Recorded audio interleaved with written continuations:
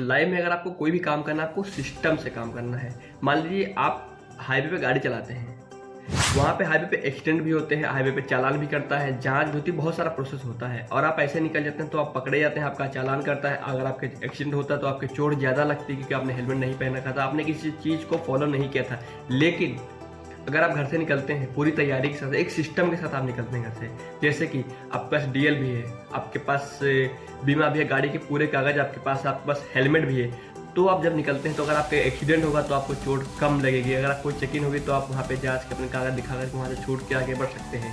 आपके जब सब सिस्टम होगा, जब आप सारी चीज़ सिस्टम से आगे लाइन में करेंगे, आगे बढ़ेंगे, तो आप रुकावटें आएंगी, समस्या आएंगी, लेकिन आप उनको समस्याओं से लड़ करके आगे बढ़ जाएंगे।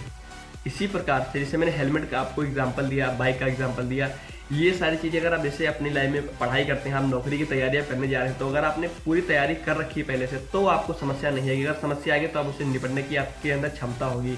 तो जी हाँ दोस्तों, मेरा नाम है सौरभ तिवारी और मैं आज आपको बताऊंगा कि सिस्टम से कैसे काम करते हैं। एक बंदूक की गोली अगर आपको दे दी जाए और बोला सामने वाले को फेंक कर मारा, तो आप उसको मारेंगे, लेकिन वो इंसान कुछ भी नहीं होगा क्योंकि आपने ऐसे उस गोली को फेंक करके मारा है। लेकिन अगर उस गोली को आप बंदूक में रख करके उसमें खड़का चढ़ा करके सामने वाले को मारते हैं तो वो इंसान डेफिनेटली उसकी डेथ हो जाती है, क्योंकि आपने सिस्टम से काम किया। एक ट्रक होता है, 100 टन का ट्रक होता है, उसको 50 आदमी मिलकर नहीं उठा पाते, लेकिन एक दुबला पतला आदमी आता है और स्टेपनी से उसको उठा देता है, डेफिनेटली वो ट्रक उठ जाता है, क्योंकि वो उस ट्रक में क्या ऐसा लगाया गया, उस ट्रक में हमने सिस्टम से काम किया। सिस्टम से काम करते हैं तो हम लाइफ में बहुत ज़्यादा आगे बढ़ते हैं। जी हाँ दोस्तों, आज मैं आपको कुछ ऐसे तरीके बताऊंगा सिस्टम से काम करने के, जो कि आप लाइफ में बहुत ज़्यादा ग्रो करेंगे। जीवन जीने का गलत तरीका।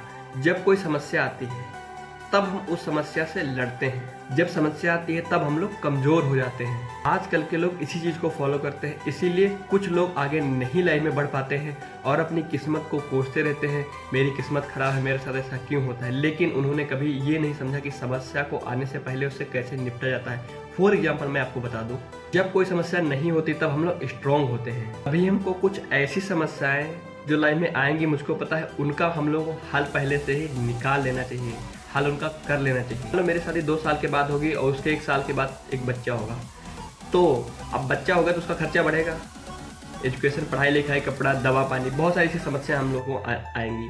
तो अगर तो क्या हम लोग उस समस्या का पहले से समाधान नहीं कर सकते हैं?